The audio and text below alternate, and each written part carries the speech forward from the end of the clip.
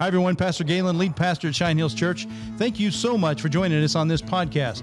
We hope that these podcasts will be a real encouragement to you on your spiritual journey.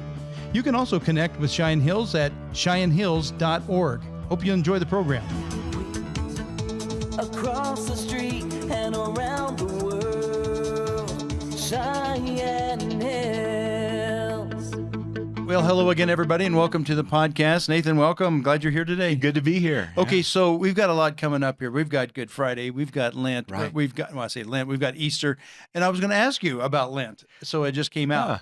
Does it Lent fit into your wheelhouse anywhere in your theological practices? I think it's a wonderful practice, especially leading up to Easter, to really think about Christ. Now, as far as giving up things, I've tried that before, but I tell you what, I gave up chicken liver this year for Lent. Yes, you did. Yeah, I gave up mushrooms too. That's did easy. you? Yeah, okay. That's an easy one. Yeah, No, there's not much of a Lent if you don't. I guess. No, I think we're drinking out of the same water hole here. I really, as a practice, haven't really practiced it, but certainly don't have any problem with it. Right. In fact, okay, so this is a discussion we had in our church, in our staff and whatnot. We thought about doing something for Lent. Have you heard of this thing called 75 Hard?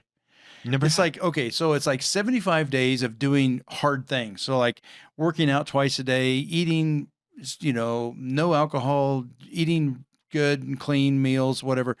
Anyway, it's hard to do. That's why they call it 75, and you have to do it consecutive days. If you miss any one of those things any day, days. And I think you have to take a progress picture of yourself in the mirror, a selfie. So I mean that was kind of weird, but anyway, this is what this program is, and there's a lot of young people doing it because of I say young people. That's where I hear from it. People doing it is the discipline of it, and they just like this discipline. Well, okay, so there's a church in Colorado called Flatirons. A lot of people know that. There's it's a huge church. My son and daughter-in-law and kids and grandkids go there, and they are practicing something of their own. I think they called it. I'm not sure if they call it 45 hard, but it's similar. But it talked about instead of working out twice a day, maybe working out once a day, a Bible verse.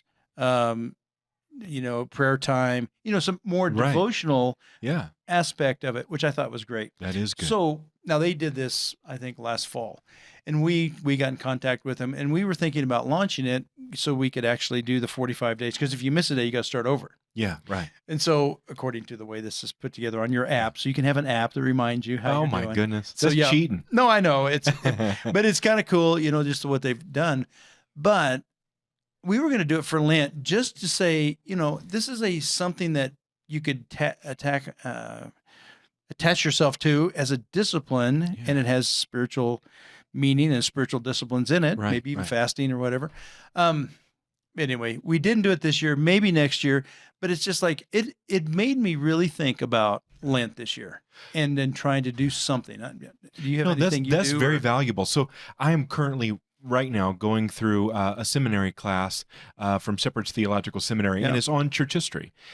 Well, in a great book written by a theologian who I think is in heaven now, but his name is Justo Gonzalez, he was talking about in the early church, and we can see this as early as the Didache and other places where they would try to fast, especially around Lent, on Fridays. Okay. And so it's not necessarily Friday, but every week, at least once a week, over the last several weeks, I have tried to take one 24-hour period, usually from a lunch to a lunch or something like that, and give one day specifically. That's the other thing about fasting.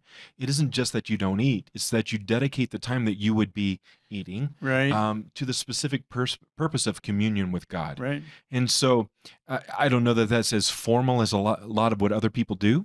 I have a very good friend I was just talking with a few minutes ago that they actually follow a very specific diet in his church background. Wow. And they'll give up dairy one day, they'll give up more things, and eventually it gets down to where it's just pulse. I think it's the word that they use, but it's essentially vegetables on certain days right before you get to Easter. And then on Easter, it's a massive celebration. Oh, wow. And it's to try to turn one's heart toward what really happened there. Okay, so those 24-hour periods, what does fasting do for you? Or what do you think it does for God? What do you think that is the reason for this for you? Well, I don't know for sure what it does for the Lord, but I know what it does for me is it reminds me of my own. We're just pilgrims here. Yeah. When you start to feel hunger and all those Yep. different things, one thing that you're reminded of is you're just a pilgrim here for just a moment, Hmm. and this life matters. But also more than that, when it comes to the next life, when it comes to the afterlife, if you will, the fact that Jesus Christ made a way for us to come to Him, Hmm. the glory of what Easter is about, it truly is the high point of the year. And it ought to be that way. But I think what fasting does is reminds me of my humanity and very thankful for Christ dying for me. So I would love to tell you I have practiced this, and I haven't. When I was in seminary, I was very faithful, several years there, probably even several years after. And I would fast 3 days, no food, no water for 3 days, and once a month. No water? Yeah, no water. Stupid. Wow. I mean, this Never is not heard a of good that. idea, but it's like, I don't know why. And Wow. I was even in Dallas, and even some of those hot summer days or whatever, I was coaching, I was outside, and I'm telling you what. So, but here's what my conclusion was from that. The reason I asked you that question, I don't think God was one bit impressed with any Right. fasting. I don't. That's just my personal thing. Someone I'm going to argue, take issue with that. I'm not going to argue with it. But I personally, but here's what it did for me. It focused me. I felt compassion, for people that are going to bed hungry around the world. I mean, you're empty, and you're Right. so, even the water, you get really, I mean, it's probably stupid. I mean, I'm probably ruined my health, took 2 years off my life, maybe, I don't know. But, so I'm not suggesting that's what I'm trying to Right. say. I'm just saying that it was something I just said, okay, I'm all in. I'm going to do this. And I did it, gosh, for several years. But I will tell you, I could go back to my journals, and every time I had some kind of a breakthrough of something, it was always toward the end of that time of fasting. Right. So here's the conclusion I have. I don't know if God is always speaking, and I was just super tuned in, because you are in your prayer time, or at least in my prayer time, man, I was dialed in, because you're hungry. You're thinking about just how weak our flesh is. It's like how much I want to just have a peanut butter and jelly sandwich or something. Right. Break this fast, have some milk, want anything. And I push through those things, or try to pray through those things. But I did get some major breakthroughs on, I'd have to look at my journal, but I always wrote them down. That's And good. so I do think it clarifies, it focuses. I would say for someone that's really trying to hear from God, for me personally, it blocked out the noise of of life. That's good. And so I think that has a value. But here again, I'm going to say, I still don't think God was looking down and saying, wow, I'm impressed, I'm going to give this guy a breakthrough. I think he's probably always, my theory, I think he was always given a breakthrough. I just was really dialed in. I could receive it. Right. Anyway, that's my I 2 think cents on that's- fasting. I think that's very valuable. The longest I've ever gone. So I made a decision. I went 2 years to a college that is I think you would call it an uber fundamentalist kind of school. It was the background I came from. And I know that I became very uncomfortable there, but I wasn't sure exactly what the next step was.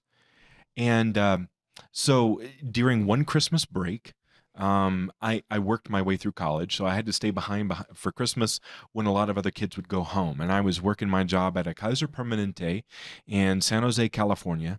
And I went for a little longer than 2 weeks on a fast. Now, I drank liquids. Wow. But That's a long time. Yeah, a long time. And it was because I think the Lord had revealed to me that I needed to leave, but I just wanted confirmation. Yep. At that particular school, I had developed, I think, a pretty good reputation all over campus and everything else. So it was a big decision for me. Yeah. And the Lord used that in a point where I came to this, and I use this term so often now, but this is where it came from, that fast, that I want to make my decisions based not upon personalities, but upon principles.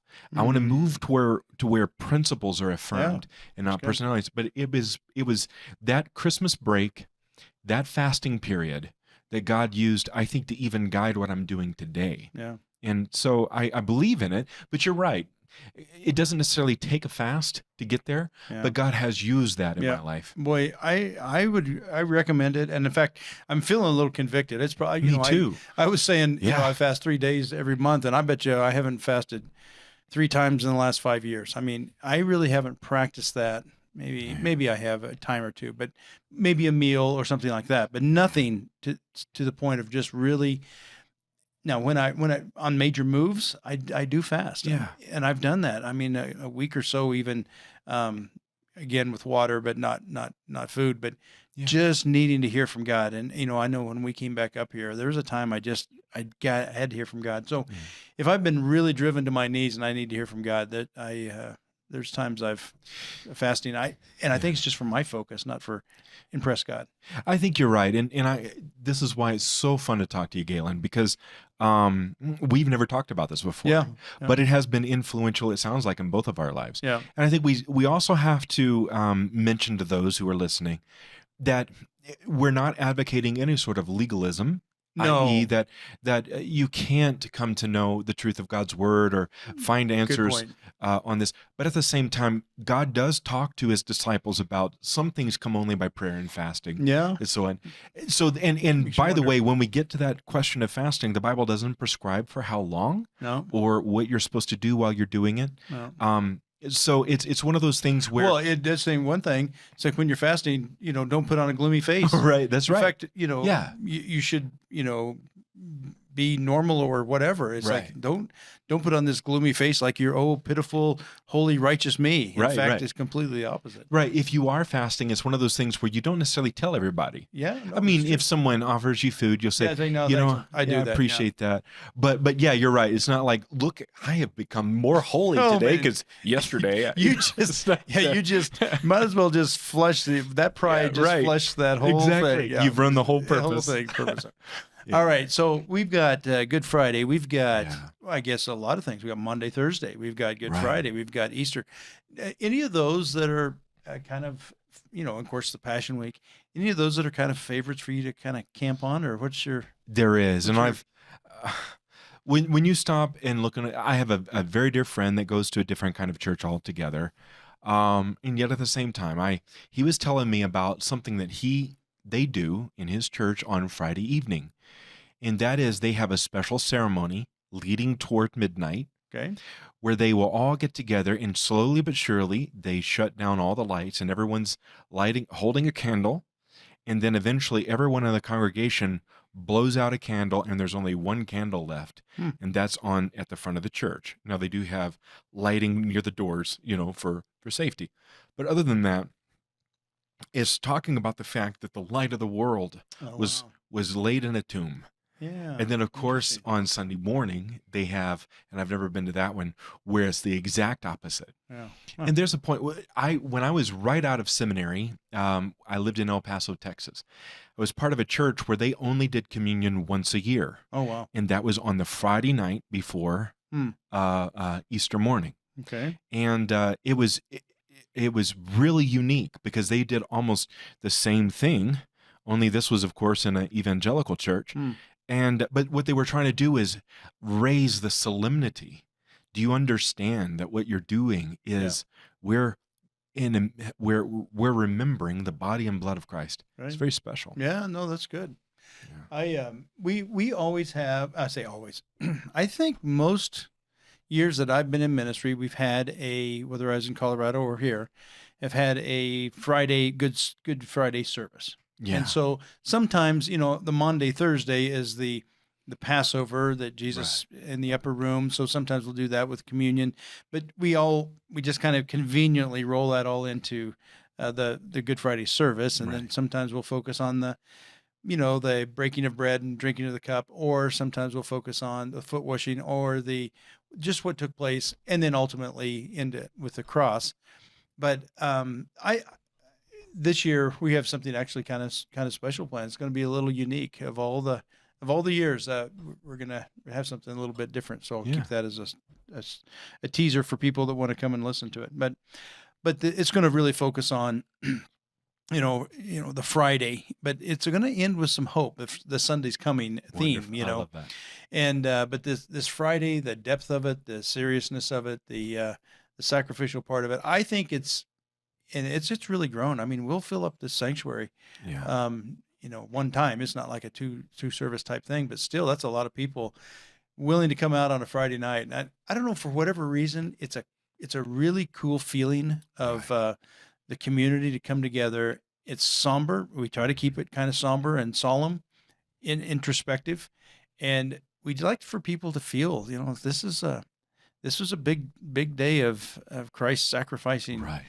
Himself on the cross for us, and I want people to feel it. So we've always done that, and then of course, Easter. Everybody has an Easter service of some kind, and of course the resurrection of Christ. And so, as a pastor, I'm always trying to think: is there an angle that we missed, or is there something we can nuance? So I've got a little bit of a nuance this year too. So we'll see. I love that. I love it. But one, to recognize the solemnity of the moment, but number two, when you come back around, the great joy of being a Christian. Yeah. Is really felt on that day. Dr. Benjamin Rush, a signer of the Declaration, he wrote this about Christ's resurrection, that God not only redeemed man to Himself, but also toward one another. Truly, he said. Here's how he wrote. He said, He forgave the crime of murder on His cross, and after His resurrection, He commanded His disciples to preach the gospel of forgiveness, first at Jerusalem, where He knew well that His murderers still resided. These striking facts are record for our imitation and seem intended to show that the name of God, show that the Son of God died not only to reconcile God to man, but to reconcile men to one another. Oh, that's good. Yeah. That's really good. So important stuff. When we talk about Easter and the beauty of it, at the end of the day, our faith, our salvation, was purchased to us at a great cost.